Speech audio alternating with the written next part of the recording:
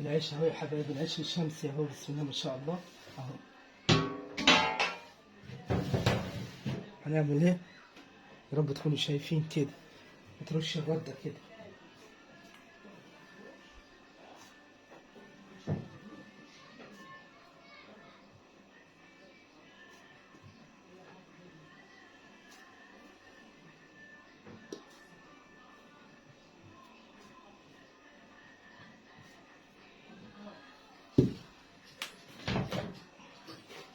حط ايدك في الدقيق، بسم الله الرحمن الرحيم. يا رب تكوني شايفة.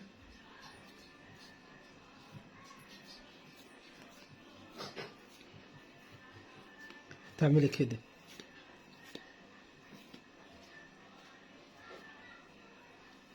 تعملي كده.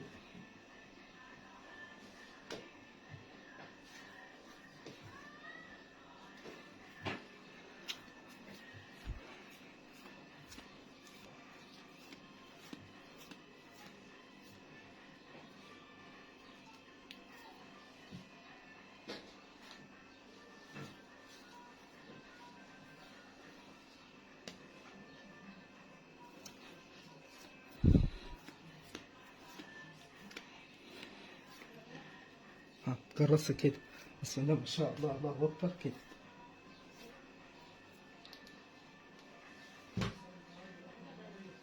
اخلص الكمية واوريك اهو يا حبايبي، بسم الله ما شاء الله. بعد ما جرسناه تعملي ايدك كده دقيق وتسويه بس، وتسويه كده كده تسويه.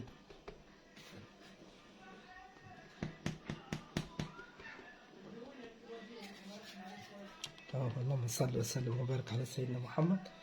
بس تسويه كده بس.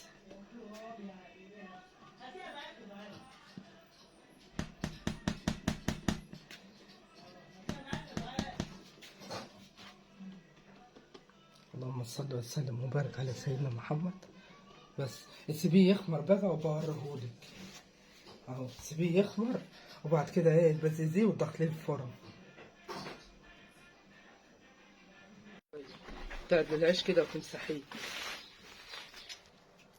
اهو يا حبايبي، بسم الله ما شاء الله. تعملي كده.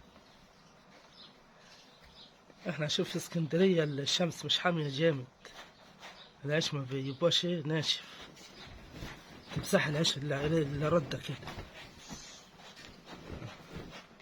تمسح الرده كده اللي على وشه.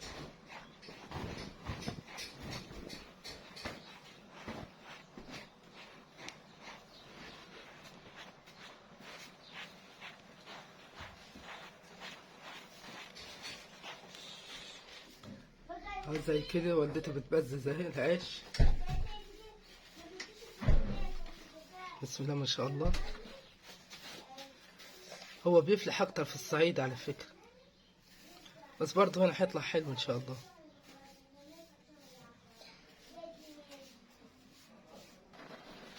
اهو يا حبايبي، بسم الله ما شاء الله.